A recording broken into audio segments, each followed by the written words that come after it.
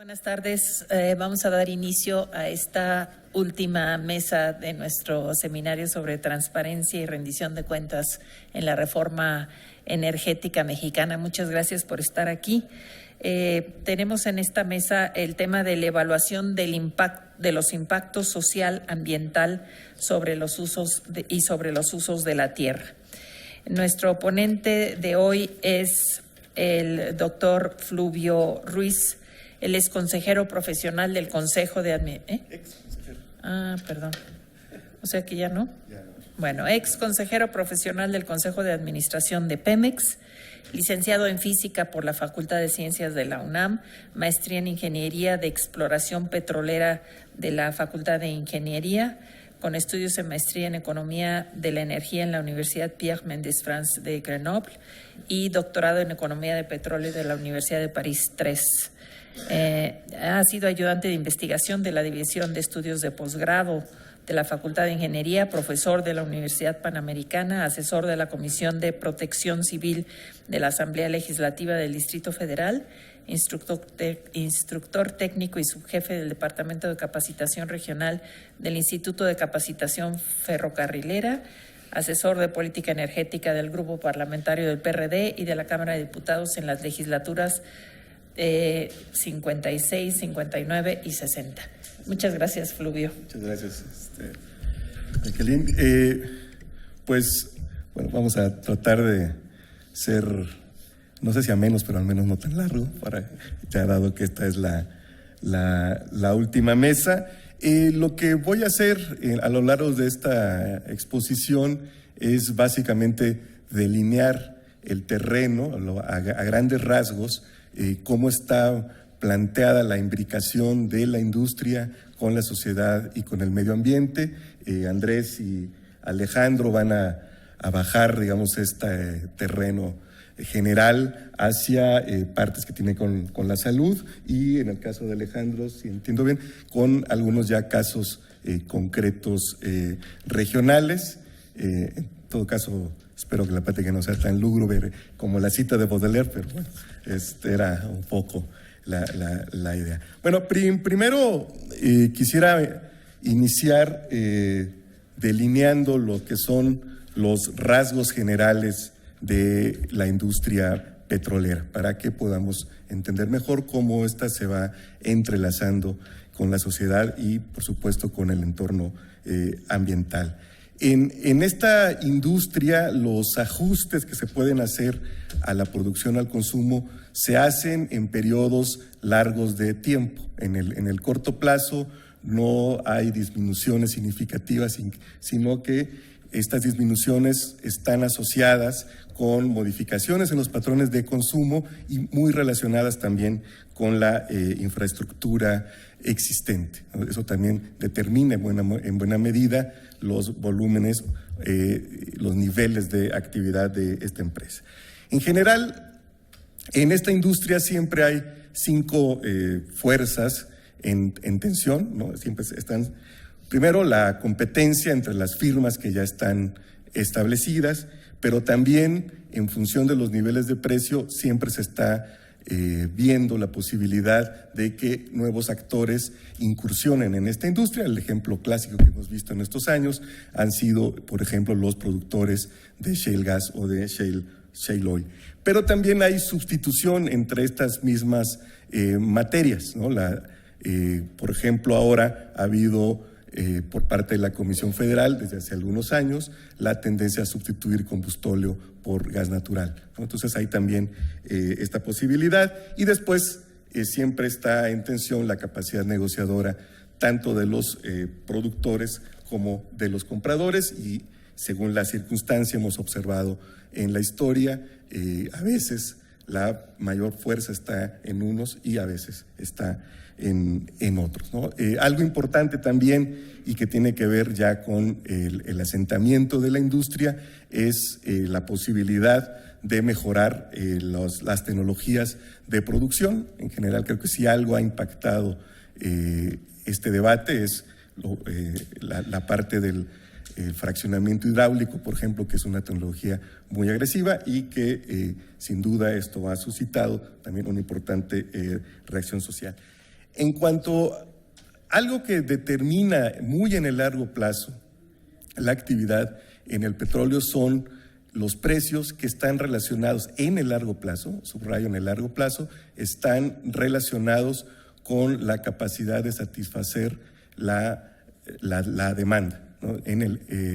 Y por eso las oscilaciones que vemos no pueden durar demasiado tiempo ni por encima ni por debajo de este precio base, digamos, porque cuando existen periodos muy grandes, como el que vivimos de 2003, 2009 y después con una ligera caída en 2009 y el repunte de los últimos años, esto permite la entrada de nuevos productores y esto a la vez genera un descenso en los precios, y en las etapas de bajos precios lo que ocurre es que se deja de explorar y entonces paulatinamente se va volviendo a ajustar la oferta porque se produce solo a partir de las zonas geológicas ya conocidas.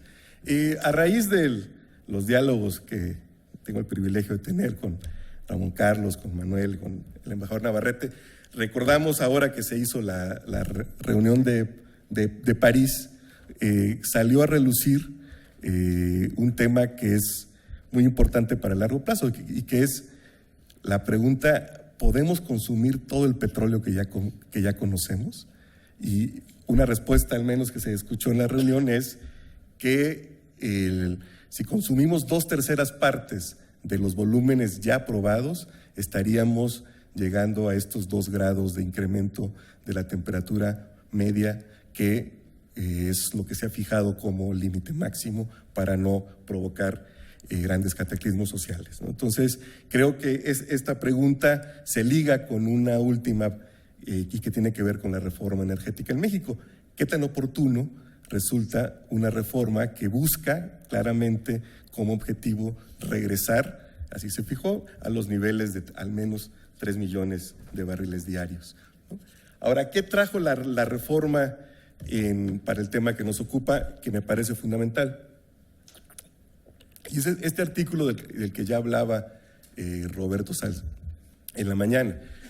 El octavo transitorio de la reforma constitucional que define a las actividades de exploración y extracción del petróleo, así como el servicio público de transmisión y distribución de energía eléctrica, como actividades de interés social y orden público, y lo sitúa en ese sentido por encima del conjunto de las actividades, ¿no? Ese es un cambio fundamental que, si bien se introdujo en estos curiosos artículos transitorios que terminan definiendo perennemente la arquitectura institucional, pero el reflejo inmediato está tanto en la ley de hidrocarburos como en la ley de la industria eléctrica, donde se van delineando las formas en las cuales se hace yo llamaría esta negociación asimétrica entre los actores sociales y las empresas.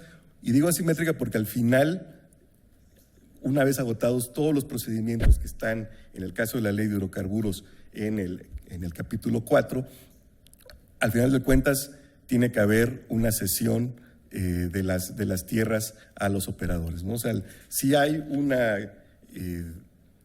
un procedimiento bastante desarrollado en el caso del sector de hidrocarburos, pero al final siempre hay una prevalencia en función del artículo octavo transitorio. En el caso del impacto social, también se plantea, y eso es lo que ha trabajado mucho Alejandro, cómo hacer estas evaluaciones cuando se trate de una asignación o de un contrato. Hasta ahora no se han manifestado porque las primeras 2 convocatorias fueron en aguas someras y hasta donde se sabe los delfines están muy a gusto, pero en la tercera convocatoria ya serán importantes. Hay unos plazos establecidos en las mismas bases de los contratos, porque ahora sí ya son contratos en tierra. Ahora, hay y realmente lo planteo como una duda al no ser abogado. En el caso de la ley de hidrocarburos, pareciera si hay una correspondencia hacia el octavo transitorio. Sin embargo, en el caso de la industria eléctrica, de la ley de la industria eléctrica, pareciera que se va un poco más allá, porque la afectación subsuperficial y la constitución de servidumbres también se plantea para el caso de las construcciones de plantas de generación. Y esa referencia no está, si recuerdan, solamente está la parte de transmisión o distribución. Sin embargo, en la ley sí se plantea también que básicamente lo que dice este párrafo es: si hace falta una presa en tal lugar, pues se hace la presa y se le da el tratamiento mismo tratamiento que a la transmisión o a la distribución. Ahora, ¿qué cambió en general también? Al dejar de ser Petróleos Mexicanos el operador exclusivo de la nación, el Estado tuvo que reforzar sus capacidades regulatorias. Para hacerlo, dotó de nuevas facultades a ciertas secretarías, como la de Energía, la de Hacienda, prácticamente refundó la Comisión Nacional de Hidrocarburos y a la Comisión Reguladora de Energía, que si bien conservan el nombre, adquirieron una gran cantidad de facultades, y se crearon entidades nuevas como el Centro Nacional de Gas y en particular una agencia a la que curiosamente tanto en la reforma constitucional como en la ley se le denomina la Agencia Nacional de Seguridad Industrial, Protección Ambiental del Sector Hidrocarburos, así como título de canción de Lelutier, pero ya en la práctica se acuñó este acrónimo que a mí en lo personal me recuerda más a un programa municipal de limpia pública, pero bueno, el acrónimo es ASEA, es la Agencia de Seguridad, Energía y Ambiente, y si se fijan tiene objetivos muy importantes, o sea, su razón de ser es realmente vital para el buen desempeño de la industria, ¿no? Es la seguridad industrial y la seguridad operativa, las actividades de desmantelamiento y abandono de instalaciones y el control integral de los residuos y emisiones contaminantes. ¿De quién? Pues del sector hidrocarburos. Y eso como que es todo lo que está ahí, que es prácticamente toda la actividad de exploración, producción y refinación. Curiosamente, no está contemplada la parte petroquímica, ¿no? Ahora con el tristísimo accidente de Coatzacoalcos quedó de manifiesto, no está en el ámbito de la SEA. El ámbito de la SEA es de por sí bastante amplio, porque llega incluso, como ven ustedes ahí, hasta las gasolineras. Creo que esta es una facultad o un ámbito de repente un poco excesivo, porque bien se podría terminar la SEA pues vigilando gasolineras, y me parece que su función tendría que ser otra. Ahora sí, ya aterrizando un poco más, ¿qué sucede en el espacio público? Bueno, ustedes tienen ahí son las rondas que se han concretado, ¿no? Las primeras 3, la cuarta está en curso, y como ustedes pueden ver, es en la tercera licitación en la cual ya empezarán a necesitarse todas estas evaluaciones de impacto social y ambiental. Las primeras 2, como vimos, estos son muy rápidamente los campos que se licitaron. Por mera nostalgia me gusta recordar que el campo Cuichapa Poniente lo perforó el Águila en 1934, y por lo cual fue expropiado, y ahora se regresa a un operador privado, pero bueno, eso es mera nostalgia histórica. Estos son el resto de los campos. En total son 25 los que se dieron. Otro elemento que vale la pena, en el que vale la pena, creo, detenerse de la reforma y que tendrá o debe tener algún impacto, es el tema del contenido nacional, que si bien incluso prescribió la constitución de una unidad especializada en la Secretaría de Economía, pues está todavía en un nivel muy incipiente. La idea es que el porcentaje de contenido nacional pase de 25 a 35% en las actividades petroleras, con excepción de las actividades de aguas profundas, ¿no? Si realmente se pone en marcha a partir de esta metodología, si realmente hay una política pública activa, deberíamos tener como resultado una mayor capacidad de las empresas mexicanas que se dedican a los servicios petroleros. Y finalmente, ¿qué implicó ya esta reforma, ya no solo en lo que sería la parte estrictamente legal o económica? Me parece que desde una perspectiva más conceptual, esta reforma ha implicado cambios en la estructura jurídica del Estado. Lo hemos visto hoy, las dos mesas anteriores, cómo se ha hablado sobre esta y las implicaciones que tiene esta nueva figura de las empresas productivas del Estado. En el caso más concreto también del octavo transitorio, pues vemos cómo se introduce a lo que es novedoso en nuestro sistema jurídico, que es esta especie de negociación asimétrica. Por supuesto, la arquitectura institucional del sector. Hoy tenemos un mayor peso de las instancias regulatorias en contraste con la actividad directa que tenía el Estado.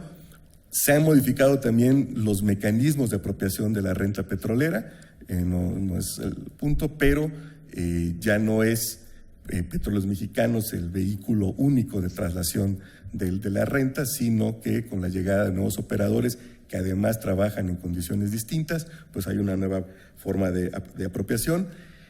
Hemos empezado a ver si ciertamente no es producto de la reforma en sí, pero sí pareciera ser un adelanto de lo que vamos a ver, es la cosmopolitización de ciertas regiones petroleras. Digo, ustedes asómense a Villahermosa en particular, ¿no? O Ciudad del Carmen, el propio Coatzacoalcos. La llegada de nuevos operadores también implica una serie de transformaciones en el microcosmos, en el microuniverso de las regiones petroleras y bueno, algunos decimos que también ha cambiado el significado el 18 de marzo, al menos a mí ya no me queda muy claro qué celebramos. Muchas gracias.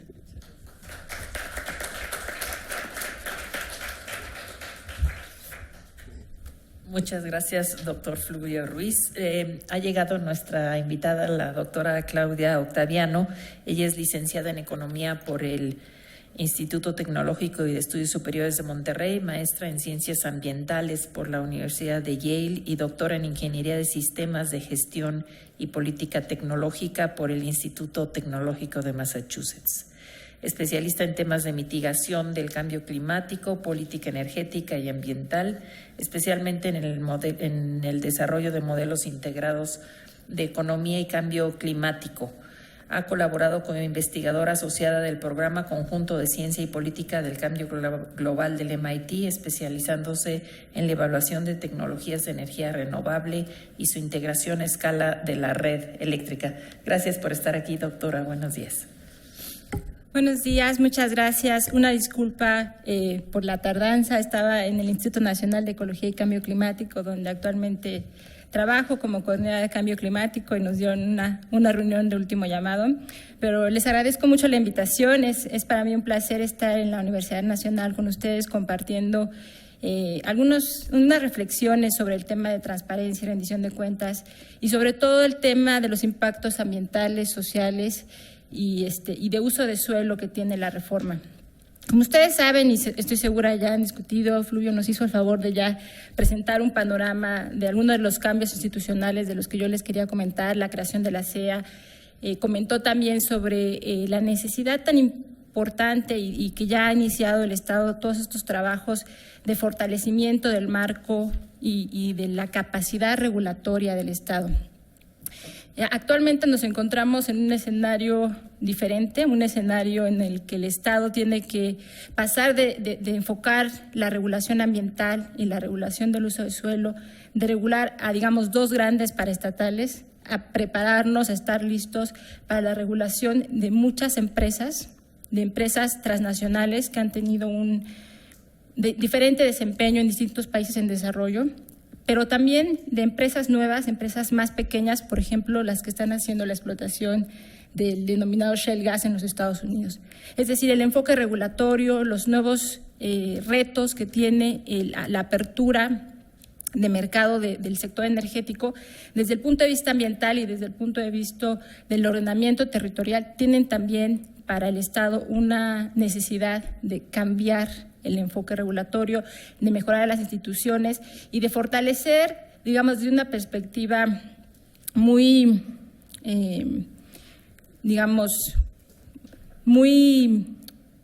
vamos a decir, pragmática, cómo se puede regular este nuevo mercado desde la consideración ambiental y la consideración social y los impactos que puede tener en las distintas entidades federativas, donde las actividades del sector de energía evidentemente tienen impactos sociales y ambientales que deben ser regulados, que deben ser considerados desde las etapas de la planeación y no únicamente en la ejecución o en la extracción de los hidrocarburos y de las demás energías.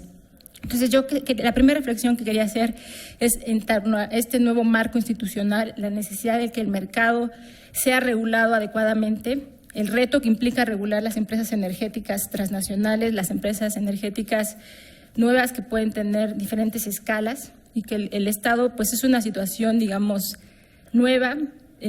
Quisiera decirles que regular a Pemex y CFE tampoco ha sido sumamente fácil. Digamos, aquí está con nosotros el licenciado Ramón Carlos Torres, que les puede comentar sobre la complejidad de la regulación ambiental para el sector energía y en particular lo complejo que era regular Pemex y CFE, pero bueno, ahora tenemos Pemex, CFE y muchas otras empresas, ¿no? Entonces, esto no es necesariamente malo, pero es un reto, es una realidad a la que tenemos que reaccionar como sector público y como sociedad civil, porque no solamente es el sector público el que entrará en la normatividad y en la parte de asegurar que los mecanismos de transparencia sean efectivos, sino que hay un rol fundamental que va a tener la sociedad civil, la comunidad académica, en hacer valer los nuevos mecanismos que se han creado para que haya participación y, en su caso, presionar al Estado también para que algunos otros mecanismos que existían en la LEGEPA y que ahora están, digamos, en conformación en otras instancias, pues realmente permitan la efectiva participación del sector social. ¿Qué puntos creo que van a ser centrales en esta nueva reconfiguración del sector estatal y que quisiera poner en el panel a discusión? Bueno, el tema que seguramente han comentado, pero que evidentemente es tema de esta sesión, el tema de las evaluaciones de impacto social y ambiental, cómo están cambiando. Todo el tema de ordenamiento territorial, con un en particular énfasis en el ordenamiento territorial ecológico del territorio. Como saben, hay algunos cambios legales e institucionales que nos hacen preguntarnos cómo se va a realizar este ordenamiento ecológico del territorio. Cómo vamos a considerar en el uso del suelo, no solamente, digamos, la posibilidad de extraer hidrocarburos u otros energéticos, sino los servicios ambientales que también se están perdiendo por algunos usos de la tierra. Y un tema que yo creo que va a ser importantísimo, que es el nexo que tiene esta conexión energía, agua y el sector alimentario. Cómo vamos a regular y en nuestras evaluaciones de las vocaciones económicas de los estados y de cómo vamos a generar la energía en el país, esta incorporación de los distintos impactos ambientales y sociales que pueden tener las nuevas formas de energía. Como les comentaba, ahora estoy trabajando en el Instituto Nacional de Ecología y Cambio Climático y la última parte de mi intervención quisiera hacerla en torno al tema del cambio climático y las implicaciones que puede tener la reforma energética para las energías de bajo carbono. Y no solamente para las energías de bajo carbono, sino para el uso de tierra y también para los impactos sociales que este cambio tecnológico puede conllevar en el país. Como saben, la reforma energética no solamente tiene un componente en el sector de hidrocarburos, sino que muy importantemente tiene una ley de transición energética, una ley que tiene claros mandatos de fomentar la energía renovable. Hemos presenciado ya la energía limpia y hemos presenciado ya un gran debate en el país de cuál es esta definición de energía limpia. Ya hemos tenido la primera subasta donde sorpresivamente hemos visto que la energía solar ha tenido un avance importante en términos de costo, en términos de la participación que podría tener. Pero bueno, tenemos otras energías renovables que también están en la mesa y que podemos considerar. Yo quisiera decirles que esta parte de la transición energética es fundamental para la agenda de cambio climático que ha planteado el país, para los compromisos de los que llamamos las contribuciones nacionalmente determinadas de México, que son las acciones de mitigación que el país presentó ante la Convención Marco de Naciones Unidas para el Cambio Climático y que son parte de los acuerdos de París, que como país nosotros nos sumamos a este acuerdo. Se acaba de firmar y entrar en un proceso de aprobación por parte del Senado de la República y que esperamos que exitosamente se pueda aprobar y México se una al convenio a los acuerdos de París. Y en este marco de los acuerdos de París, bueno, pues una de las acciones fundamentales que se integró en los acuerdos, pues son todas las acciones sobre transición energética y en particular la agenda de adopción de energías renovables para la generación de electricidad. Toda esta agenda de entrar fuertemente y lo que estamos presenciando de reducciones en los costos de las energías renovables, pues evidentemente abren todo un tema de cómo se puede regular el tema de las energías renovables, acelerar la adopción de energías renovables y efectivamente ante una transición también del sector petrolero, visualizar cuál va a ser el impacto de estas nuevas tecnologías en los distintos estados con gran potencial de generación renovable y cómo se pueden articular rápidamente las evaluaciones de impacto social y ambiental de tal forma que estas nuevas tecnologías se adopten con altos criterios de impacto social y ambiental. Asociado a este último tema, el último punto que quisiera comentarles es que la reforma energética evidentemente está abriendo la inversión en sectores importantes, como ha mencionado el sector de hidrocarburos, el sector petróleo y gas, y pues el Plan Nacional de Infraestructura trae grandes inversiones para expandir la red de gasoductos. Como un punto a discusión en la mesa, yo creo que sería interesante comentar y reflexionar acerca de los impactos que tienen estas inversiones de largo plazo y cómo se ve esto a la luz de los acuerdos de París, ya que el país se está comprometiendo a transformar su matriz energética, a integrar las energías renovables. Inversiones de muy largo plazo en el sector de hidrocarburo podrían retrasar o podrían, en cierto punto, digamos, no estar muy alineadas a las metas de mitigación que tiene el país. En este sentido, yo les invito a que reflexionemos un poco sobre el rol que tiene el gas natural. Evidentemente, un combustible más limpio que el petróleo y que el carbón, pero que, sin lugar a dudas, es un hidrocarburo que no nos permite una descarbonización profunda de la economía mexicana ni de la economía global. Entonces, este papel, este rol del gas natural como un combustible de transición para llegar a una matriz de muy bajas emisiones, es un tema que tenemos que empezar a reflexionar el día de hoy, porque el impacto ambiental que puede tener este combustible a mediano y largo plazo, pues puede ser significativo si queremos llegar a escenarios de muy bajas emisiones. Esto no quiere decir que el gas natural no sea un combustible que va a jugar un rol fundamental, simplemente que es importante reflexionar desde este momento en que estamos haciendo estas inversiones tan importantes para el uso de este combustible en el país, de tal forma que en 20 años no nos llamemos a sorpresa de por qué solo estamos usando hidrocarburos nuevamente, ¿no? Yo creo que con estas reflexiones, bueno, simplemente también decir que evidentemente parte de la liberalización del sector hidrocarburos permite la creación del fondo mexicano que permitirá una reconceptualización de cómo se estaban haciendo el repartimiento de las rentas petroleras, que puede tener impactos sociales importantes, como por ejemplo fomentar la investigación en energías renovables. Es uno de los puntos que se considera en la reforma y que además se está teniendo ya, que se está viendo en la práctica. Se están constituyendo los CEMIES, los Centros Mexicanos de Innovación en Energía, y yo considero que esta investigación en el país para generar tecnología aquí y crear los recursos humanos, las personas, los ingenieros, los economistas, todas las personas que van a estar y que van a ser líderes en traer estas nuevas tecnologías, en facilitar la transición energética, pues es uno de estos componentes va a ser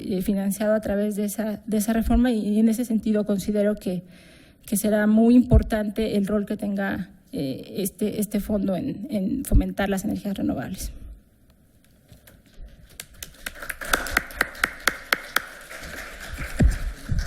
Le agradezco mucho, doctora Octaviano, por sus comentarios. Vamos a pasar ahora al maestro Andrés Latapy Escalante. Él es antropólogo social por la Universidad Iberoamericana, fellow del Programa de Estudios Avanzados en Medio Ambiente y Desarrollo Sustentable en el Colegio de México, profesor de Antropología Médica en el Departamento de Historia y Filosofía de la Medicina en la Facultad de Medicina de la UNAM, profesor de Antropología Aplicada en la Escuela Nacional de Antropología e Historia, y tuvo mención honorífica en el Premio Banamex 2015 en la categoría de Investigaciones Profesionales con el trabajo Historia Regional del Golfo de México, época prehispánica, siglo XX.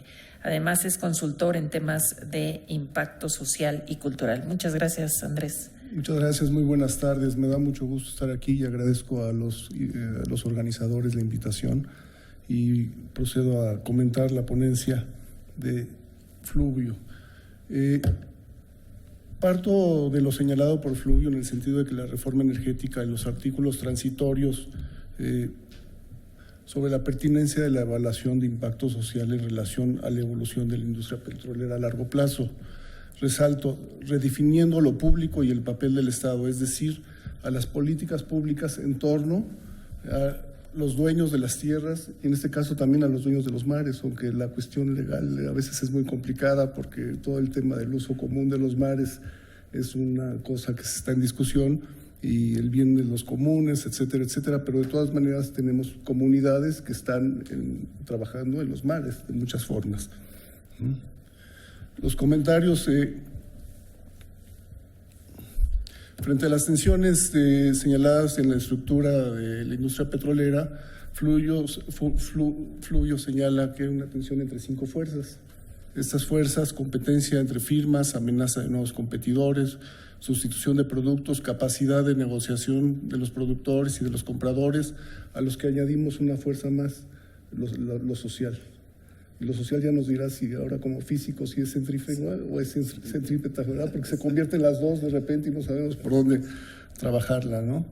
Entonces, lo social, el contexto dentro de la ley de hidrocarburos, lo social está dispuesto en las disposiciones administrativas de carácter general sobre la evaluación de impacto social en el sector energético, y esto fue publicado el 27 de marzo del 2015.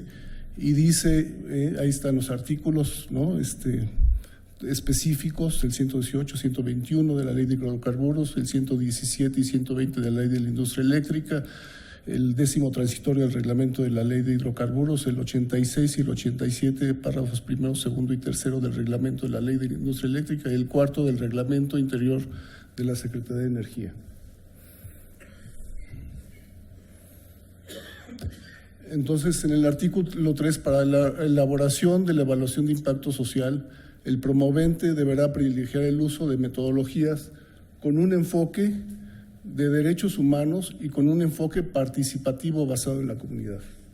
Pequeño detalle, ¿verdad? Y nos atoramos casi todos en ese sentido, en donde, por lo tanto, desarrollará cada elemento asumiendo su responsabilidad de respetar los derechos humanos de conformidad con los principios de universalidad, integralidad, indivisibilidad y progresividad, y por ende ejercer la debida diligencia a fin de prevenir las violaciones a los mismos y favoreciendo en todo tiempo la protección más amplia.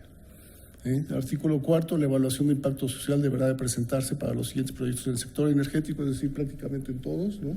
Hidrocarburos, es lo que estamos hablando. Es entonces que a partir de las disposiciones administrativas de la Ley de Energía, cuando menos, existen los siguientes instrumentos para la evaluación de impacto social, ¿no? Un estudio de línea base y actores interesados. 2, evaluación de impacto social, identificación, caracterización, predicción y valoración de impacto social. Y 3, un plan de gestión social, que es el plan de gestión social, está junto con la consulta pública. ¿sí? Ese es lo que se entiende de plan de gestión social. Entonces, el nuevo papel del Estado será, de acuerdo con Fluvio, el mejoramiento de las empresas para dar servicio de calidad, capacidad de gestión, subrayo transparencia en el sentido de la transparencia de la gestión social, no tanto en el sentido de las leyes como tales o de la rendición de cuentas, sino de cómo se lleva a cabo esta evaluación de impacto social, ¿no? Y entonces entendemos que la evaluación de impacto social es un instrumento de planeación a corto, mediano y largo plazo. Entonces, la evaluación de impacto social, ahí se borró exactamente lo que tenía en rojo, la parte que está, donde está la flechita, y es exactamente la parte importante, suele suceder cuando no conoce uno las características del foro, ¿no? La predicción y valoración de la ocurrencia de los impactos sociales y su significado social de los criterios de la propuesta metodológica. El primero es la dirección, es decir, que contemple el carácter positivo, neutral o negativo del impacto generado por el proyecto. El segundo es la magnitud, que califica la dimensión o tamaño del cambio sufrido en el ámbito social analizado por la acción del proyecto en sus diferentes fases, expresándose los términos de grados o niveles de afectación de bajo, moderado o alto. El tercero es la ocupación, que se refiere a la longitud de tiempo durante el cual se puede producir un impacto social a corto, mediano y largo plazo, considerando si el impacto es de carácter permanente o temporal. El cuarto es escala, que se refiere a la zona donde podría verse afectado por el impacto que se refiere a la zona que podría verse afectado por el impacto y se clasifica en diferentes escalas, local, regional, estatal o nacional. El quinto es la ocurrencia, que determina la posibilidad de que el impacto ocurra y se califica de acuerdo a las probabilidades alta, mediana o baja. ¿Qué es un impacto? Desde la perspectiva de las ciencias sociales, básicamente un impacto, yo creo que también la física está muy cercana a esto. En este caso, nosotros como vislumbramos, el impacto es el impacto de la modernidad en la vida tradicional, o sea, así de fácil. Es un impacto como de la agricultura sobre cazadores-recolectores, o es un impacto de la conquista sobre las comunidades que tenían diferentes modos de vida, por decirlo así. ¿Qué sucede con un impacto? Hay cambio social, cultural, político, económico, tecnológico y en salud. Es cambio en los patrones de conducta y cambio de vida, como es el paso de las actividades, sobre todo en este caso en la reforma energética, es el paso mucho de las actividades primarias a actividades secundarias o terciarias. Bien nos refería el embajador Navarrete de cuando son las actividades extractivas, cómo se convierte en un monopolio de la arena o cemento y todo ese tipo de cosas frente a las construcciones diferentes. Entonces cambian las actividades primarias y ya se convierten en actividades secundarias, ¿no? Y eso ya cambia porque hay una economía diferente de la que se está dando, por dar un ejemplo, ¿no? Todo impacto conlleva riesgos de acuerdo con la vulnerabilidad, los diferentes, ¿no?, grados de vulnerabilidad. Entonces, ¿qué debemos de prever en el impacto?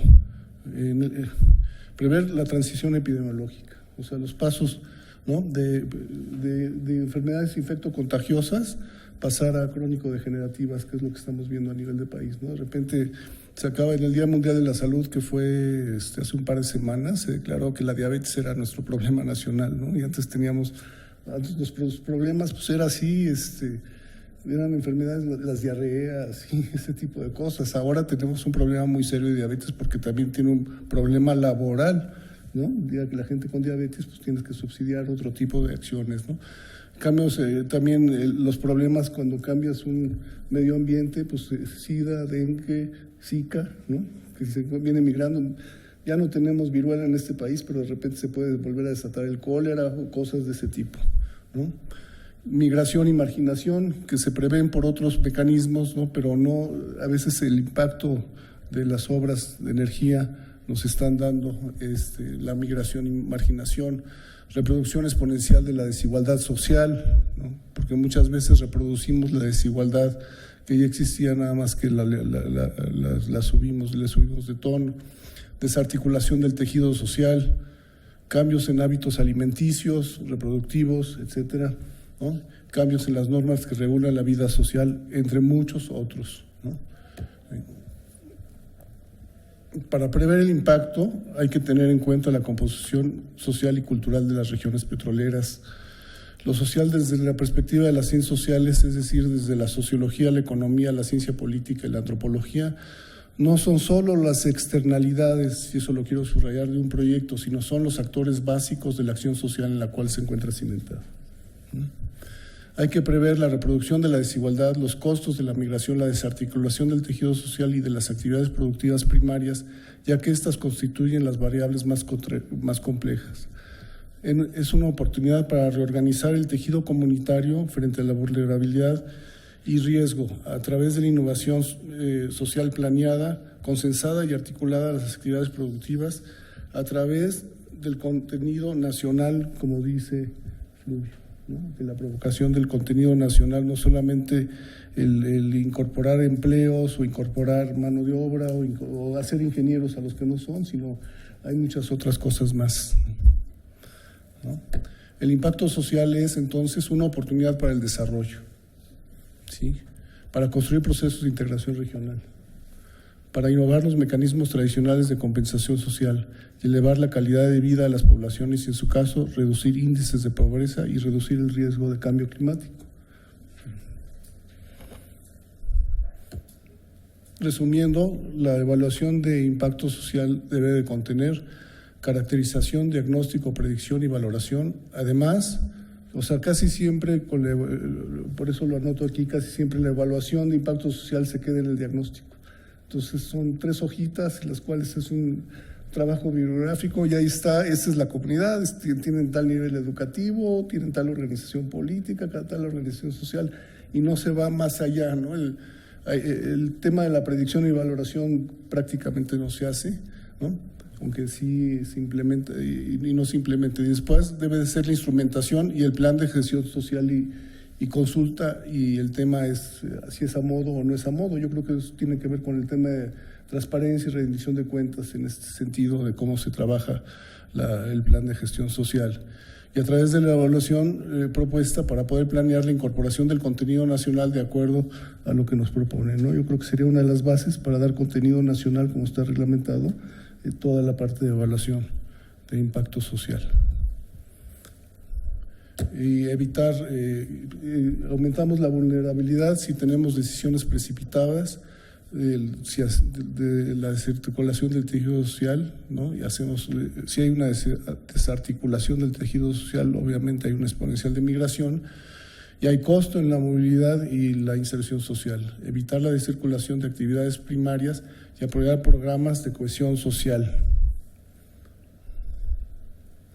Llevando a cabo la innovación social más allá del riesgo, elevar las condiciones de vida, creando oportunidades no solo productivas, sino de visión de largo plazo. Construir en conjunto con las comunidades procesos productivos basados en la cadena de valor de acuerdo a la cultura local.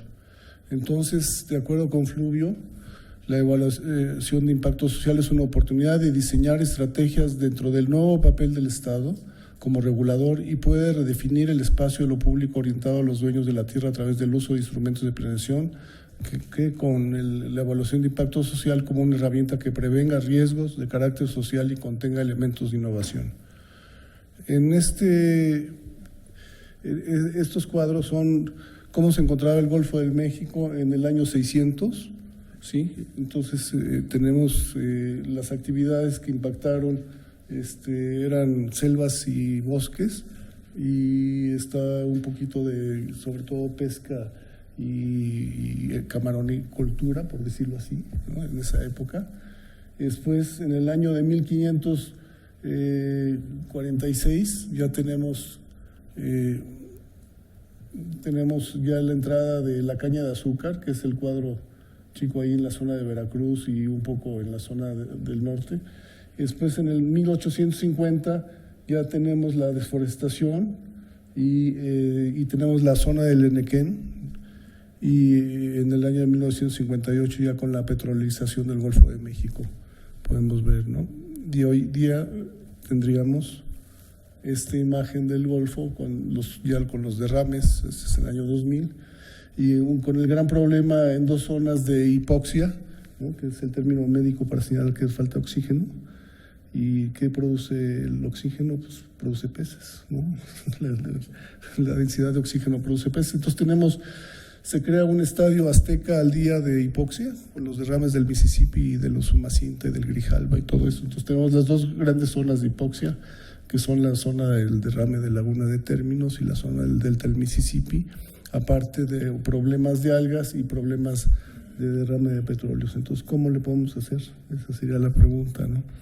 Entonces, bueno, aquí tenemos planeando el foro de aquí, que está planeando el futuro de la energía.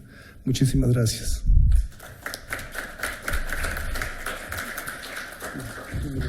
Muchas gracias, Andrés. Pasamos ahora a nuestro último ponente, que es el licenciado en Comercio Internacional en el Instituto Tecnológico de Estudios Superiores de Monterrey, Alejandro Stulman. Obtuvo una maestría en Desarrollo Económico por la Escuela de Estudios Orientales y Africanos de la Universidad de Londres y tiene una maestría en Economía Política Internacional en la Escuela de Asuntos Internacionales y Públicos de la Universidad de Columbia.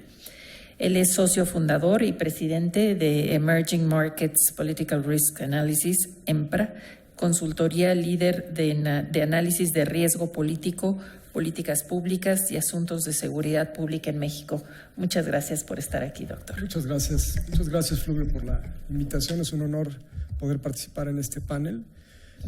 Todas las participaciones han sido extremadamente interesantes y me temo que a lo mejor la mía no va a ser tan interesante. Pero quiero darles una perspectiva un poco distinta o diversa de nuestro enfoque para el tema de impacto social.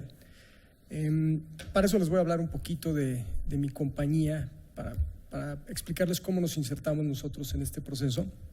Yo creé esta compañía en el 2007 con el ánimo de proveer a los mercados, sobre todo al sector financiero, de una perspectiva distinta o de mayor inteligencia de qué estaba pasando en el país en asuntos políticos que pudieran tener alguna repercusión para el avance o retroceso de reformas estructurales.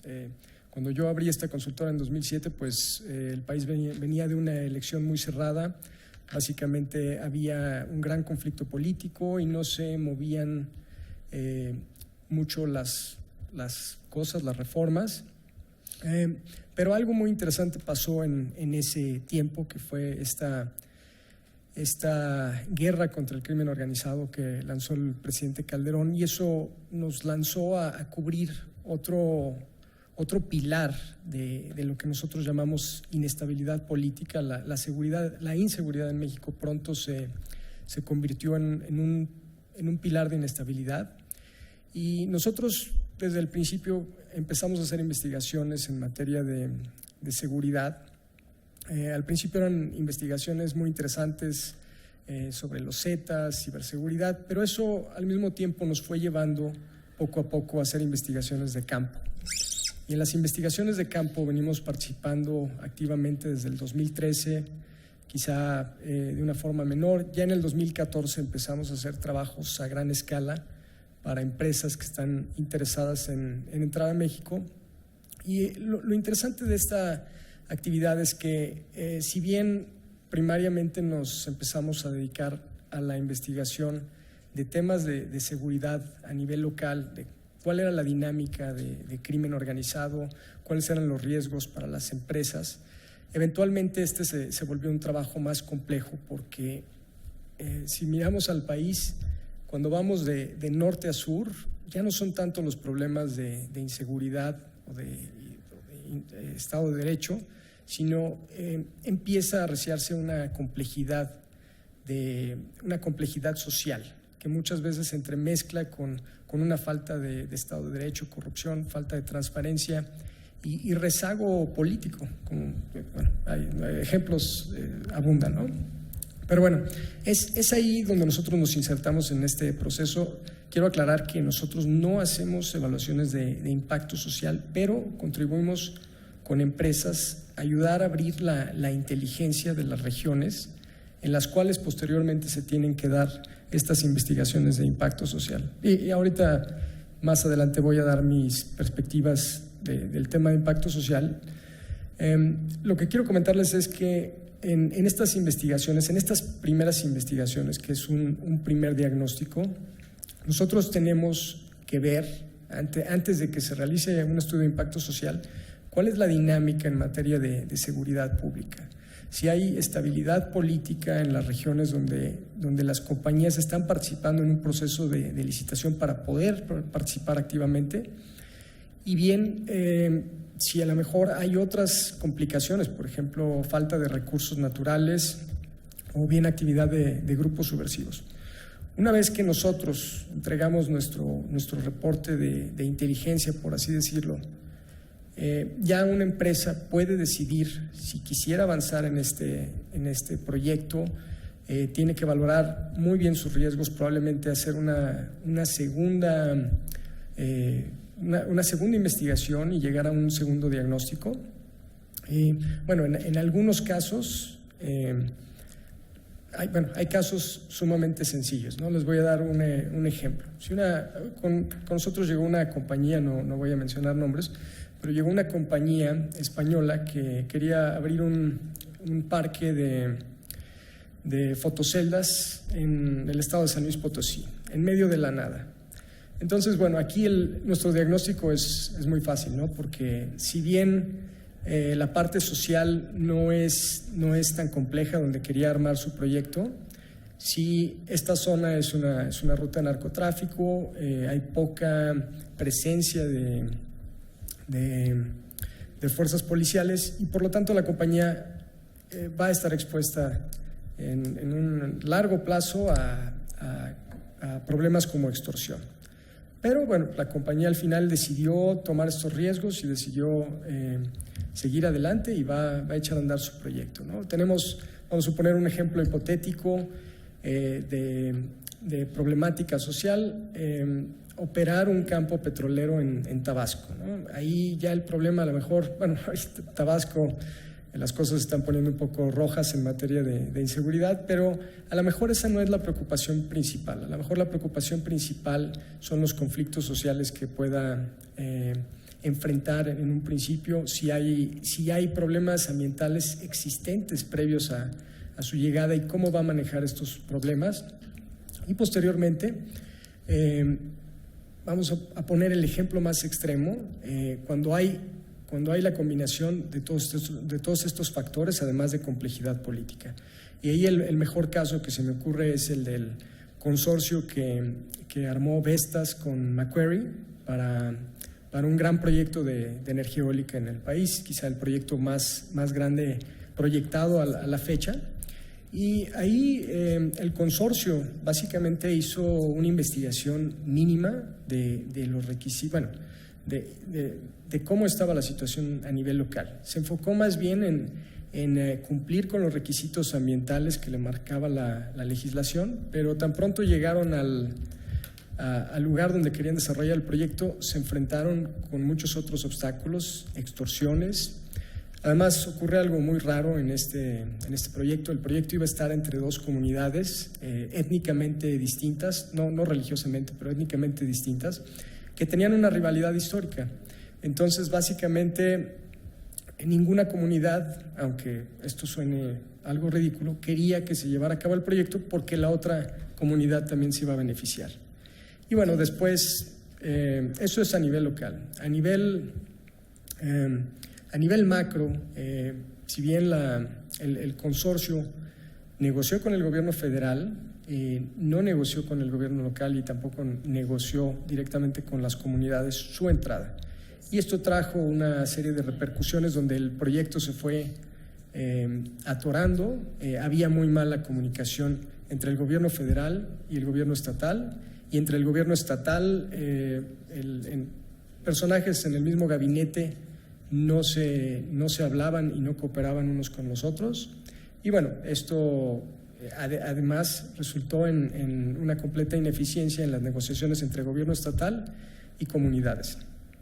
Bueno, este es el ejemplo más extremo porque además de todo esto, el consorcio fue extorsionado por algún tiempo para facilitar la aveniencia de las comunidades. Y bueno, al final les requerían más dinero. No estoy hablando de las comunidades como tal, sino de ciertos caciques. Y bueno, el proyecto hoy en día sigue parado, ya se realizó una consulta, fue negativa. Con todo esto que estoy diciendo, no quiero quitar legitimidad a las preocupaciones sociales. Ahorita voy a hablar de esas mismas preocupaciones sociales. Pero lo que quiero hacer hincapié es que antes del impacto social hay una serie de factores que pueden llegar a ser muy, muy complejos y que a partir de un diagnóstico inicial, eso dará la viabilidad económica para un proyecto de saber cómo poder entrar a esa, o cómo poder insertarse a esa complejidad social o no complejidad social de cierto proyecto. Y ya después viene lo demás. Pero lo que les puedo decir es que hay compañías que tienen la lógica equivocada y lo que dice la legislación no necesariamente al pie de la letra es lo que tienen que hacer las compañías, tienen que hacer mucho más trabajo. Ahora, en cuanto a la legitimidad de las preocupaciones sociales, bueno, estas son muy ciertas y no voy a hablar específicamente de proyectos extractivos, sino yo he escuchado en entrevistas a lo mejor un poco coachadas, habitantes de Oaxaca que tienen miedo a los parques eólicos y citan, por ejemplo, el caso de las maquiladoras en el norte y los cinturones de pobreza y cómo llegó el crimen. Aunque yo no creo que este sería el caso de Oaxaca, sí es importante mencionar que hay muchos antecedentes de cómo pueden salir mal las cosas, ¿no? En el caso de las maquiladoras, bueno, pues estas trajeron digamos, fue un imán de desarrollo productivo y al mismo tiempo un imán de trabajo que creó incentivos para que gente nueva llegara a estos nuevos lugares de maquilas. ¿Qué pasó durante finales de los 90s y principios del año 2000? Bueno, viene la crisis económica de Estados Unidos, China comienza a ser más competitiva, entonces muchas de estas maquilas empiezan a cerrar porque la producción se está yendo a China y otros países asiáticos. Entonces, en estas comunidades que fueron hasta cierto punto fragmentadas porque no tenían una estructura para ofrecer vivienda, no tenían una estructura para ofrecer servicios, y estoy hablando de áreas urbanas, ¿no? Ya no nos vamos, digamos, a comunidades indígenas ni remotas, pero básicamente la identidad social de estos lugares se fracturó y posteriormente cuando dejaron de operar muchas de estas maquiladoras, pues se crearon cinturones de pobreza muy grandes y con ello también vino el crimen. Entonces, sí hay mucha legitimidad en las preocupaciones sociales, pero también ciertamente tiene que haber información, ¿no? Los habitantes deben de estar informados. Yo lo que puedo anticipar en el caso de México es que México llega tarde a esta nueva ola de apertura del sector hidrocarburos y bueno, también de energías limpias.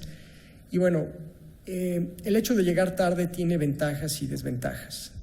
Llegando tarde puede aprender de aquellos países que han tenido éxito en la implementación de consultas sociales y la implementación de programas de impacto social. Un caso muy interesante es el de Canadá, quizás más en la parte ambiental. Canadá es un país que desde los 80s está muy involucrado en medir impactos ambientales e involucrar a comunidades en los propios proyectos de infraestructura. No quiere decir que todo sea color de rosa, pero es un país que ha puesto el ejemplo. Inclusive parte de las regulaciones que se han implementado en Estados Unidos en materia ambiental fueron tomadas o inspiradas en la legislación canadiense. Otro país extremadamente interesante y exitoso en materia de impacto social es Australia. Australia más por la interacción entre digamos proyectos industriales y comunidades indígenas. En Australia la legislación aún todavía es más pionera, es más vieja, viene desde finales de los 60s. Y bueno, hay estos países de los cuales nosotros podemos aprender, podemos tomar ejemplos de cómo implementar exitosamente proyectos. Uno de los problemas que yo veo en el largo plazo es la falta de Estado de Derecho, remitiéndome un poco a lo que dije antes. Y bueno, la otra parte es la concentración de responsabilidades en el gobierno federal, lo cual no es el caso en los países que mencioné. Para mí, a la fecha, la reforma energética tiene grandes posibilidades, ha sido un proceso de apertura ejemplar en lo que han sido las subastas, pero estamos apenas en la primera parte y es la implementación de todas estas regulaciones la que constituye un gran reto. Otra de las cosas que me preocupa mucho es el tema de la falta de recursos. Si bien están las regulaciones ahí, no, y bueno, es una ironía, ¿no? Baja el precio del petróleo y el gobierno se queda sin dinero. Entonces, toda esta implementación, todo este proceso de implementación va a costar bastante dinero y va a tener una curva de aprendizaje, pero a falta de recursos esa curva de aprendizaje se va a prolongar mucho más. Entonces, el gobierno tiene que elaborar un plan de contingencia bastante eficiente para poder implementar correctamente todas estas gestiones de impacto social.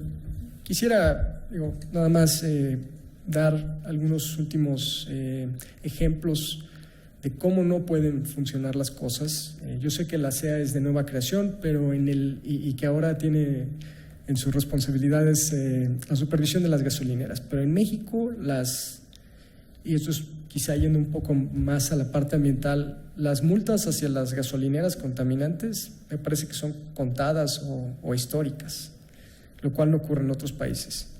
Y esto nos habla bueno, vemos a la CEA y la falta de recursos que hay en el país y la gente que haya visitado estos organismos, la CNH o la CEA, es testigo de que bueno, los presupuestos son bastante limitados, ¿no? Entonces, ¿cómo se van a implementar estos programas? Para mí es una pregunta abierta, ¿no? Entonces, si en teoría las cosas son buenas, la legislación es buena, el reto es la implementación. Y ahí quizá tendríamos que pensar en cierta descentralización, pero muy adherida a mecanismos de transparencia a nivel local, muy adherida a procesos de anticorrupción y también muy adherida al Estado de Derecho, porque pueden surgir personajes en algunos de estas comunidades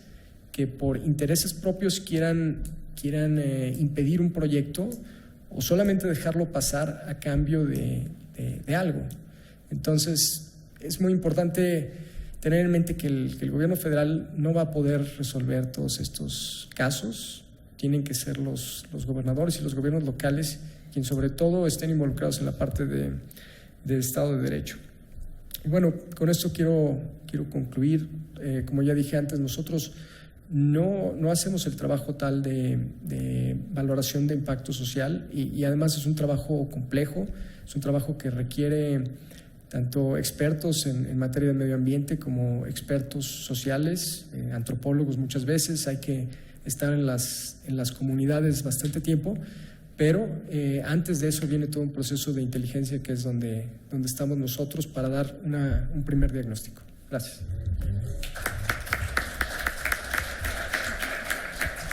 Muchas gracias. Tenemos unos minutos para preguntas. A ver, empezamos por acá, por favor. Uno y uno. En la cuestión ambiental, en esencia, está la propia supervivencia del ser humano.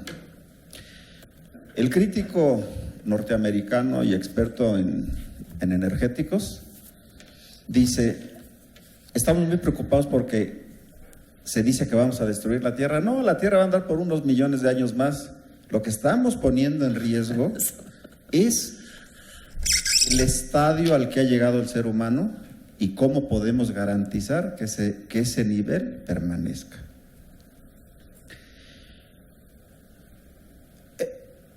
La obra de Felipe Santander, el extensionista, a mí me gustó mucho y la voy a tratar de trasladar, el extensionista, al terreno petrolero. Vamos a mandar a nuestros egresados, aquí están algunos, de ingeniería petrolera, a convencer a los habitantes de Coatzacoalcos que el proyecto petrolero les conviene. Como alguna vez tratamos de convencer a los habitantes de San Juan Ixhuatepec que las obras y los proyectos petroleros no les causaban ningún perjuicio, o a los de Guadalajara en 1984 cuando una cuadra completa voló, ¿verdad? Mi principal preocupación, Fluvio, licenciada doctora Octaviano, es de Pemex se vino armando a través de experiencia de décadas en poder interactuar con las comunidades. Ahora van a ser nuevos jugadores, nuevos operadores que no tienen ni los recursos humanos, ni la experiencia, ni la cercanía a las comunidades y que sin embargo tienen que resolver en una escala más pequeña cada uno los mismos problemas que tuvo que resolver Pemex y convencer a las comunidades que el proyecto es viable. De alguna manera se mencionó, un solo individuo de la comunidad nos puede parar la obra, simplemente solicita que se haga consulta pública de acuerdo con lo que la ley establece y el proyecto se queda, ¿sí? Quién sabe cuánto tiempo. El ejemplo lo tenemos en Carrizo, en Campos Maduros de Región Sur. Lo tienes Lumber, que es una empresa poderosísima de las principales de servicios en México y no ha producido Carrizo un solo barril. Es neurálgica la atención en los aspectos de impacto social y ambiental para que la reforma sea viable. No nos podemos quedar en el aspecto de rentabilidad económica, de rentabilidad comercial, ¿no? Tenemos que tener mucho en cuenta a las comunidades. De alguna manera Pemex convencía a las comunidades, inclusive recuerdo que había un programa específico para hacerles obras. Pregunta, cuando le pidan las comunidades ahora a las empresas privadas que les hagan una cancha de fútbol, de básquet o una escuela, ¿van a entrar eso como gastos recuperables dentro del porcentaje? Entonces, hay muchas cosas que resolver. Ahora, la legislación no es amable ni integral. Estoy leyendo el libro México Tóxico de dos auditoras, lo publicó Editorial 521, pero también he escuchado a Susana Zaval del Instituto de Ingeniería, que es bien difícil comprender la legislación ambiental y todos los residuos y qué voy a hacer con ellos y las cédulas que tengo que llenar, etcétera, etcétera, ¿no? Entonces, no tienen un terreno fácil los nuevos operadores. ¿Quién va a pagar la remediación con el robo de combustibles de un ducto privado?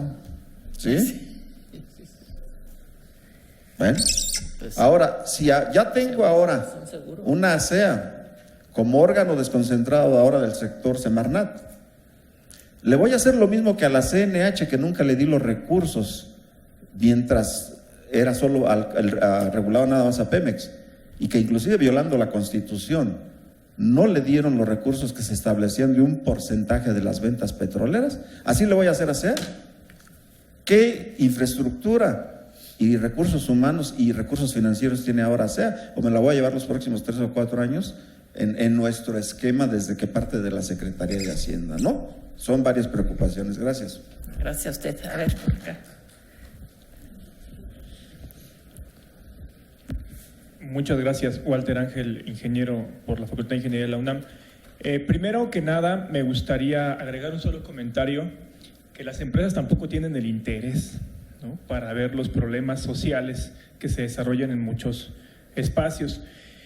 A la compañera Claudia Octaviano, usted menciona mucho el tema de la transición a las energías renovables, pero la reforma energética no contempla ningún mecanismo de transición a ninguna energía renovable, sino algo que le llaman energías limpias. La ley de transición energética hace mención únicamente a energías limpias que remite a la ley de la industria eléctrica, y si uno revisa, todo es energías limpias, ¿no? Únicamente es para justificar la utilización, como usted bien menciona, del gas. Aquí la pregunta es, ¿por qué las instituciones como el INEC u otras como la misma Universidad Nacional, en el debate de la transición energética, no han hecho más énfasis a esta discusión precisamente de en verdad hacer una transición energética y migrar de una economía y de la utilización de una matriz energética de combustibles fósiles a energías renovables?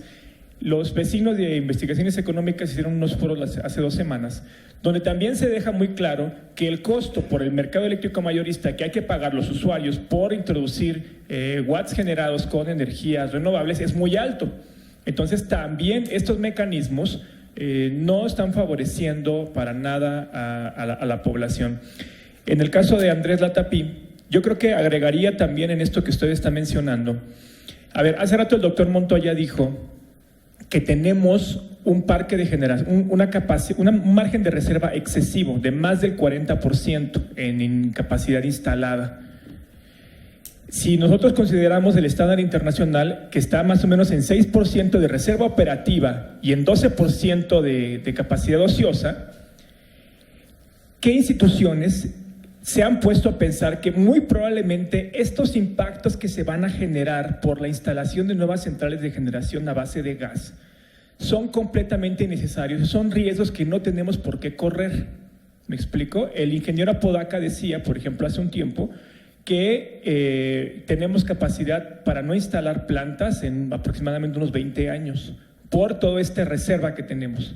Entonces, porque lo que ustedes están diciendo es en gran medida partir de que no hay una memoria histórica y que esto no está instalado y que tenemos que comenzarlo a resolver desde ahora en adelante.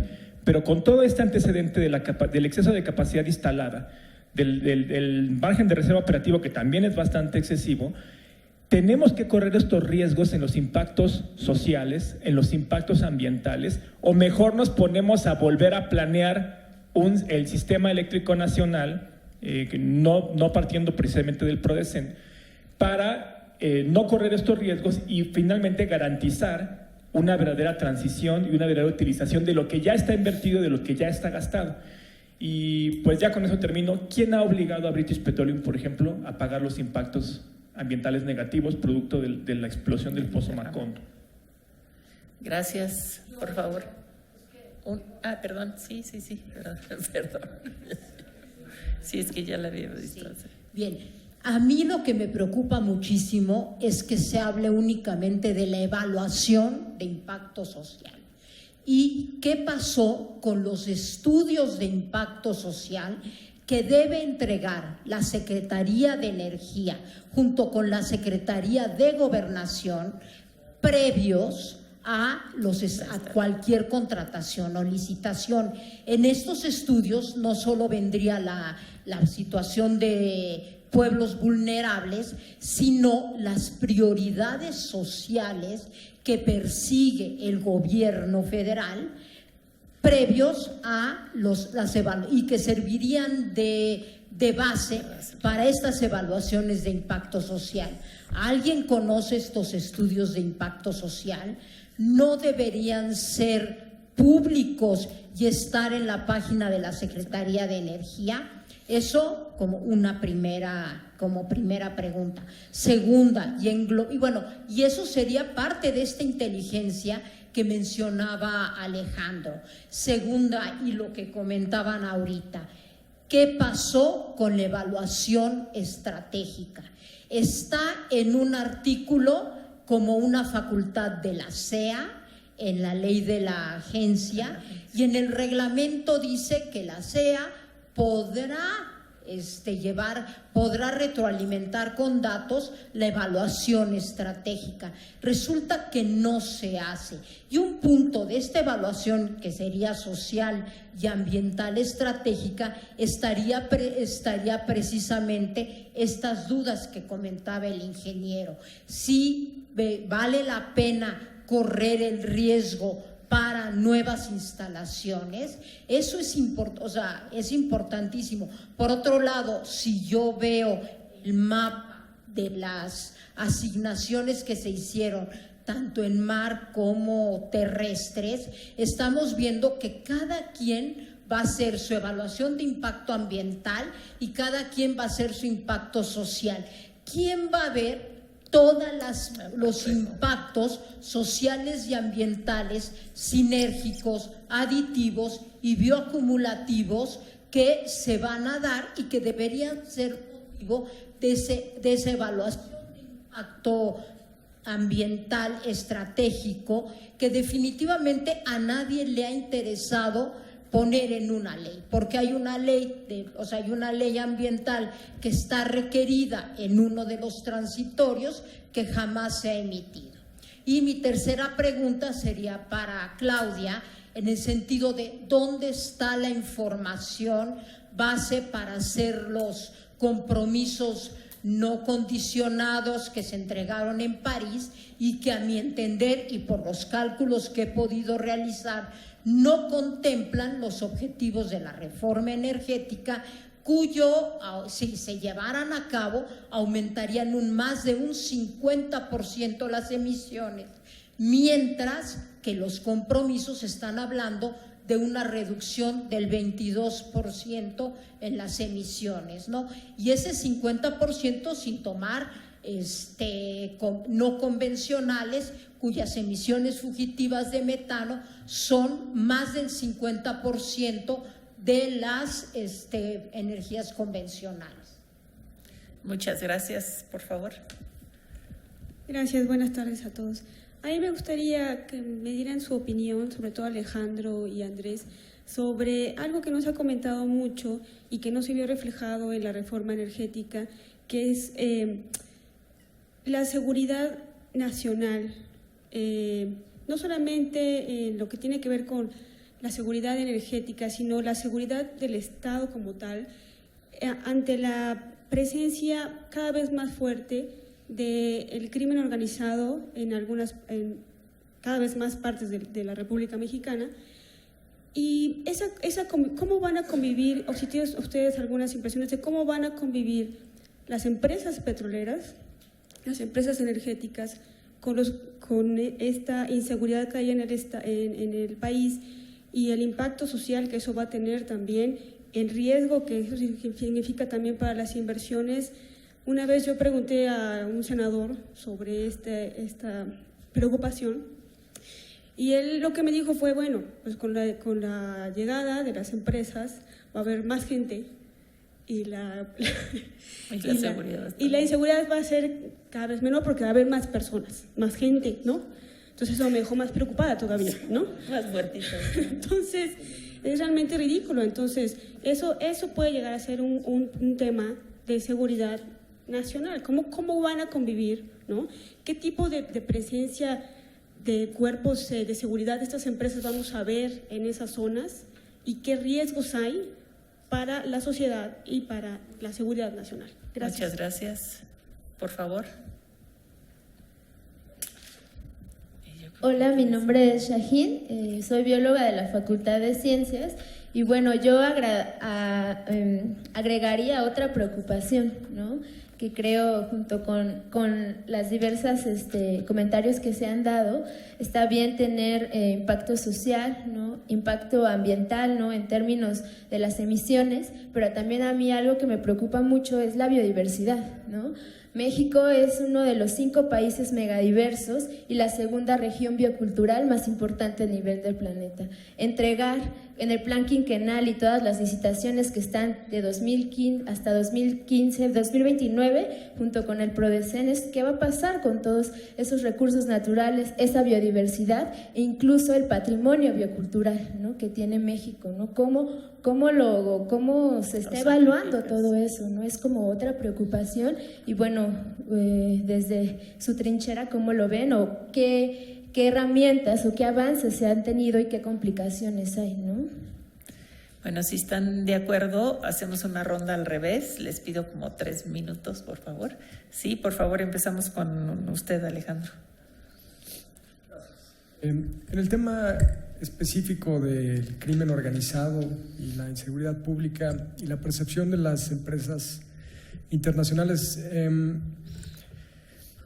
Las cosas hoy en día no son lo mismo que en el 2007, cuando comenzó esta política de confrontación con el crimen organizado, que desde mi punto de vista sí tenía una lógica de ser, pero México no estaba preparado para llevar a cabo. Y ahorita voy a abundar muy rápido, pero básicamente en el 2007, 2008, 2009, lo que enfrentaba México como amenaza de crimen organizado eran grupos con mucha influencia en el Estado, con recursos ilimitados, por así decirlo, y extremadamente violentos. Entonces, viene después, en los últimos años de la administración del presidente Calderón, viene un proceso de fragmentación a raíz no solamente de la confrontación con el Estado, pero la confrontación entre grupos de crimen organizado, en la que si bien muchos grupos se debilitan, de pronto tenemos lo que hoy ocurre en el estado de Guerrero, ¿no? Antes dominado por el cártel de Beltrán Leiva, ahora es un estado donde hay más de 10 grupos de mediano tamaño operando y hay otros 15 pequeños, ¿no? Entonces, ahora las cosas, si bien no son tan complejas en materia de seguridad nacional, sí son complejas para los habitantes y para los negocios. Esos son los problemas que enfrentan hoy en día las empresas. Lo único que yo diría es que hoy los problemas son más locales, menos agudos en materia de una amenaza a nivel de Estado, pero sí las amenazas ahora son más presentes a nivel local, incluyen a más ciudadanos de la población o afectan a más ciudadanos de la población, y obviamente las empresas internacionales están muy preocupadas por esto. Ahí el tema es entender propiamente cómo funcionan las cosas a nivel local. No es lo mismo operar una empresa en Tamaulipas, en Reynosa, que operar en Altamira, que operar en Tabasco. No hay distintas tendencias, distintas dinámicas en materia de crimen organizado. Podríamos platicar de esto una hora, pero es a grandes rasgos lo que te puedo decir de mi parte. Muchas gracias. Andrés, por favor. Exactamente lo que señala el ingeniero en términos de la compensación que hacía Pemex y la CFE. Lo que sentimos que lo que sucede con la evaluación de impacto social es que se están cambiando los planes de compensación. Ahora ya, antes se daba a ver a los pescadores, ahí va un residuo de petróleo, les vamos a dar redes o les vamos a construir una casa, vamos a construir un estadio, ahora quieren cachuchas para su equipo, etcétera, etcétera. Y se iba incrementando toda esta demanda, se convertían en los que eran los que se tenían que compensar. No se les daba la compensación, sino aparecían otros actores, en fin, se desfiguraba mucho todo eso, ¿no? Y todavía a la fecha se sigue con esos mecanismos de compensación. Hay usos y costumbres, como señalaba el compañero respecto al caso de Mareña, fue un efecto de la planta Dovalí Jaime, que está junto ahí en Salina Cruz. Entonces ellos aprendieron a negociar con Pemex. Entonces cuando llega la planta de Mareña, tienen ya los mecanismos para saber pedir más lo que se pueda, y Macquarie y demás no estaban dispuestos a dar lo que Pemex daba, porque aparte ya tenían la lista de los pescadores a quienes se les tenía que compensar en ese sentido. Entonces, lo que decía la compañera respecto al prediagnóstico sobre la seguridad, ¿no? O sea, de alguna forma no se nos paga por hacer ese prediagnóstico. Según esto, ya Gobernación da una cierta información. Dice, pues no te metas ahí, este es foco rojo, este es amarillo, este es verde, puedes entrar, pero ese es exactamente lo que se esperaba, ¿no? En quien está en manos de dar la evaluación de todo el proceso de impacto social es la CENER, y la CENER, cuando actúa con los mecanismos de compensaciones a través de Secretaría de Trabajo para crear fuerzas de trabajo, es a través de la Sedesol para compensar a los que se quedaron sin vivienda y todo ese tipo de cosas, ¿no?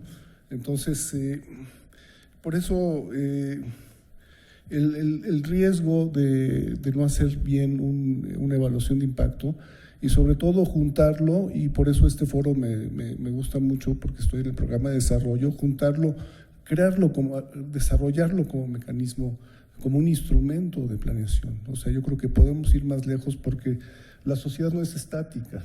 Entonces, el tema de la seguridad nosotros no lo vemos como algo ya dado, es un efecto. O sea, alguien pisó el panal, ¿no? Y se dispersaron las avispas, las abejas y todo, entonces todo el mundo anda por todos lados y por eso están cubriendo una necesidad de muchas cosas y se convierten en inseguro, porque les quitaron las tierras, la gente salió de su contexto, los mecanismos sociales de normatividad que son a través de las fiestas y de los rituales ya no están operando. Entonces antes en esas partes operaban, se normaba y la gente no cometía crimen, ¿no? Bueno, cuando menos en algunas partes del país, ¿no? Desde la perspectiva antropológica vemos que hay una normatividad tradicional que no permitían que fueran más allá de ciertos momentos, y ahora ya al no tener esos mecanismos de control social, pues se salen. Entonces, por eso, ¿cómo debemos de incorporar la evaluación de impacto social, que es el único instrumento que finalmente tenemos junto con la evaluación de impacto ambiental, que ahora creo que vamos juntos en muchas cosas, ¿no? Porque aparte surgió de evaluación de impacto ambiental, la evaluación de impacto social surge de la evaluación de impacto ambiental, ¿no? Antes era una pequeña parte, nada más hacíamos una pequeña descripción, si había zonas arqueológicas o había grupos indígenas o había un poquito más. Ahora podemos darnos ya el lujo de abrir mucho más la discusión en la evaluación de impacto social y hacerle ver que tienes que desarrollar mecanismos no solamente de negociación, sino ver a largo plazo cómo va a estar esa población a 5, 10 o a 20 años cuando se desmonte, ¿no?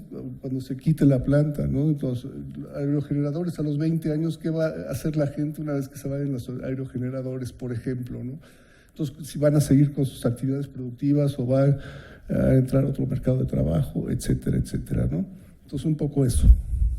Gracias, doctora Octaviano, por favor. Sí, muchas gracias. Muchas gracias por sus preguntas, preguntas y preocupaciones que plantearon. Yo creo que compartimos muchos de los que estamos en la mesa, muchos de los temas planteados, principalmente el tema de que el tema ambiental es un tema central que tiene que ver con el desarrollo social y las posibilidades de que ahora la humanidad en su conjunto pueda convivir con el medio ambiente y no rebasar la capacidad de carga de los ecosistemas, que genere otros problemas sociales, incluso guerras, ¿no? Guerras por el agua, guerras por temas de cambio climático, por migraciones, acentuadas por problemas ambientales, ¿no? Hace poco leía un artículo releía un artículo del New York Times en el que se mencionaba que el problema de Siria empezó por un problema de sequía, ¿no? Que no fue atendido en su momento y que está generando uno de los problemas globales más importantes actualmente, ¿no? Pero que fue en su principio un problema muy profundamente ligado a una temática ambiental. Entonces yo coincido totalmente y me quisiera referir un poco a sus preguntas puntuales respecto a quién va a tomar esta regulación de las transnacionales, cómo se va a hacer, quién va a recuperar esta experiencia que tenía Pemex con las comunidades. Yo quisiera comentarles, por ejemplo, que este es un tema muy complejo. Yo por eso al principio y el primer tema que les planteaba es que cambiar este esquema regulatorio y pasar a este nuevo esquema de mercado va a ser un tema complejo para el Estado mexicano. Esa es una realidad. Yo creo que nadie debe negar que esa es una realidad.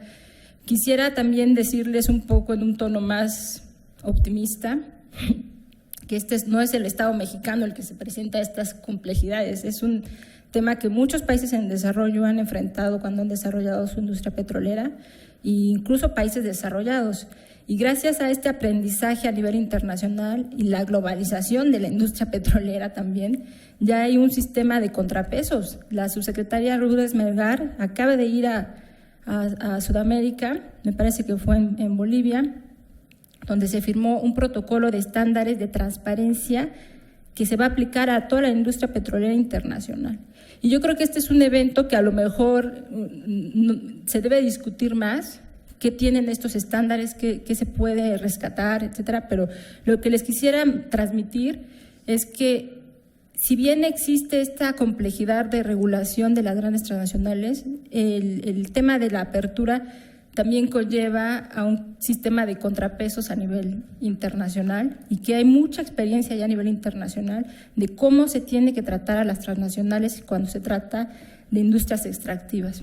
Y en este sentido, pues yo quisiera sí transmitirles que al final hay una necesidad de que el gobierno, pero que también la sociedad civil y los académicos se comprometan en hacer este sistema de contrapesos, porque es un contrapeso para el Estado, para las transnacionales y para las propias comunidades, que decía Alejandro muy bien, yo coincido en tu preocupación de, bueno, pues hay que descentralizar, pero a la vez hay una preocupación de que hay industrias de jurisdicción federal, porque dejar también todo a los estados se puede también crear ahí una dinámica que no es deseable de traer la industria a costa de un costo ambiental, en un beneficio, digamos, malentendido desde el punto de vista económico. Entonces, sí hay un problema, pero también hay una oportunidad de que esta industria entre a un sistema de contrapesos diferentes. Ya hay casos, por ejemplo, en Ecuador, donde se demandó a Texaco y el caso fue a las Cortes de los Estados Unidos. Es decir, hay todo un sistema en que se puede entrar y que definitivamente no era el esquema cuando solamente teníamos una empresa paraestatal que el Estado pues protegía, ¿verdad? Cuando no hay un competidor, puede ser que no te quede otra opción que dejar que una industria haga la extracción, una empresa haga la extracción, si no hay quien más la va a hacer, ¿no? Entonces yo creo que en este caso pues, se abre un área de oportunidad por ahí. El tema de la industria eléctrica nacional, quisiera solamente precisar que sí hay ya una definición en la Ley de Transición Energética sobre qué debemos entender por energías limpias. El gas natural no entra en la definición de energías limpias, se consideran las energías renovables. Y en esta definición de renovables entra la mini hidráulica, entra la biomasa, entra evidentemente la energía solar, la energía eólica y algunos esquemas de generación limpia en donde se considera la cogeneración con esquemas de alta eficiencia. No toda la cogeneración entró en la definición de energía limpia. Este es un debate que a lo mejor va a requerir de más análisis, de más estudio, pero evidentemente sí hay un planteamiento de qué significa la transición energética y evidentemente hay un tema de cómo podemos promover y tratar de reducir los costos de la generación. Yo creo que una cosa que sí es importante, y desafortunadamente no estuve en ese foro del Instituto de Investigaciones Económicas, pero lo pueden leer en los periódicos. México ha sido un país que está marcando un nuevo récord en cuanto al costo de la energía solar a nivel global. México está en la subasta, ¿no?, poniendo un nuevo costo, y yo creo que es muy importante ir desmitificando el costo de la energía renovable. En algunos lugares es más caro, en algunos lugares es más barato, tiene que ver con varias variables. Una de ellas evidentemente es la calidad del recurso renovable y otra tiene que ver con los esquemas con los que se están trayendo las tecnologías y con la inversión que está, la apuesta que están haciendo algunas empresas a que esto jale. Evidentemente es un tema que da mucha discusión, pero sí se está avanzando. 40% de capacidad ociosa, excedente. Yo quisiera enfatizar solamente dos cosas. Una, que la demanda eléctrica sigue creciendo. Esta capacidad total del sistema contempla muchas plantas antiguas. Hay todo un programa de retiro de las plantas antiguas. Algunas de estas plantas tienen un costo operativo bastante alto por la tecnología atrasada con la que cuentan. Entonces, hay una capacidad instalada, pero que no necesariamente es la necesidad que actualmente tiene el sistema eléctrico nacional. Por eso es un PRODECEN que está planteando la necesidad de inversión en distintas partes del país.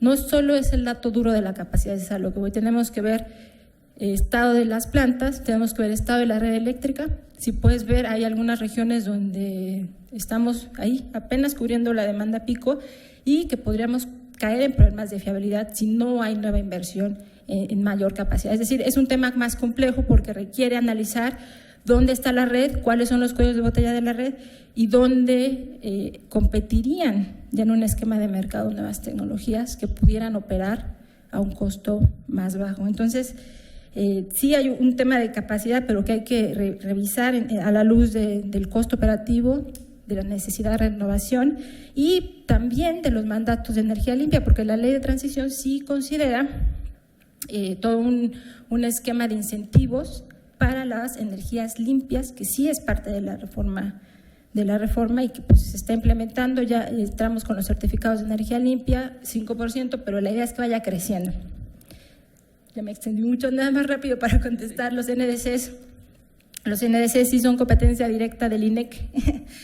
Rápidamente le comento, estoy yo precisamente trabajando mucho en la revisión de cómo se hicieron estos cálculos. 22% se refiere a la reducción sobre una línea base que va a tener el país a nivel nacional. El sector eléctrico, evidentemente, como les comentaba, sigue creciendo la demanda eléctrica, hay una participación acelerada del gas natural, las emisiones evidentemente van a crecer, pero la idea es que crecerían menos que lo que crecerían en un proyecto o en un crecimiento tendencial en donde no hay política de mitigación. Entonces van a reducir, no 22%, o sea, 22% es el agregado a nivel nacional donde entra el sector forestal, el sector petrolero, el sector industrial, etcétera. Pero un poco la respuesta es sobre una línea base. El sector tiende a crecer con una tecnología, la idea es cuantificar cómo impacta la integración de la energía limpia para reducir las emisiones del sector y cómo se suman todas las emisiones sectoriales para lograr este 22%. Muchísimas gracias, doctora. Bueno, pues le voy a pedir a nuestro ponente, a Fluvio Ruiz, si por favor cierra la mesa. Sí, muy brevemente con tres pequeñas reflexiones. Una relacionada con lo que comentaba Claudia del retiro de las plantas de combustible. Creo que yo tuve la oportunidad de estar un rato en el seminario de económicas y pareció muy interesante la presentación del ingeniero José Manuel Muñoz, que planteaba que no necesariamente, que tenía que ser caso por caso, ¿no? Básicamente, y que en bajo ciertas circunstancias podría ser mejor reconvertir las plantas de combustible a plantas de gas de ciclo combinado. Entonces creo que esos elementos valdría la pena en cada caso. Creo que efectivamente uno de los retos y seremos testigos de cómo se irá desarrollando esto es la llegada de los nuevos operadores a las regiones petroleras, porque la legitimidad social con todos sus bemoles que tenía Pemex pues, es muy distinta a la que se tendrían o a la que seguramente querrán construir los nuevos operadores, ¿no? La relación es totalmente diferente de ver a tu operador nacional público que ver a estas grandes empresas. Y efectivamente el caso de Carrizo pues es emblemático, ¿no? Cuando se entregó el contrato y llegaron y se dieron cuenta que ya había una comunidad encima del campo y pues ahora aquí los mueve y ahí están, ¿no? O sea, y por último hay un problema en nuestro marco legal con las definiciones. Siempre hay un problema. Un buen amigo, Juan Ivenschutz, dice que lo que ocurre es que luego quienes diseñan esas reformas, de seguro cuando les duele la muela van con un contador y no con un dentista, para que no es para que haya conflicto de interés. Y eso dice el Juan. Y es cierto, entonces si ustedes ven todas las definiciones en la ley de hidrocarburos, pues hay algunas, bueno, la definición de gas natural es de cualquier cosa menos de la del gas natural, ¿no? Entonces, ese tipo de definiciones que están más pensadas en una lógica jurídica que en la definición física, pues al menos a los que estudiamos más las ciencias naturales, pues siempre nos terminan sorprendiendo. Muchas gracias. Muchas gracias. Me pide la doctora Octaviano comentar algo sobre la biodiversidad de la chica de... Sí, perdón, me faltó esa pregunta y no quería dejarla rápidamente de contestar. Es un tema fundamental. Yo creo que planteas un tema que la reforma energética tiene un huequillo por ahí fuerte. Entonces yo creo que sí es importante darle seguimiento a la legislación secundaria que tenga que probablemente atender con mayor cuidado toda la parte de impactos en ecosistemas y en particular la parte de biodiversidad. Yo sí creo que aquí hay un área de oportunidad.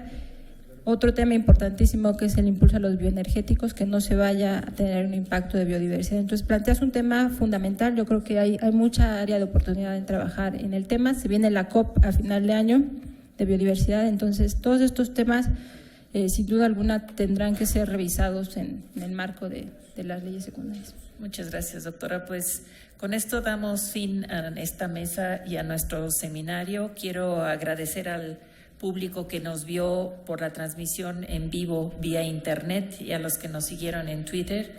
Y quiero finalmente agradecerle desde luego a los miembros de esta interesantísima mesa y agradecerle sobre todo a la maestra Nayatzin Garrido, que pues hizo posible que nos pudiéramos reunir aquí, que tuviéramos toda la infraestructura necesaria para poder pues transmitir nuestras presentaciones y todo. Muchísimas gracias, Nayatzin, gracias a todos ustedes por habernos acompañado. Buenas tardes.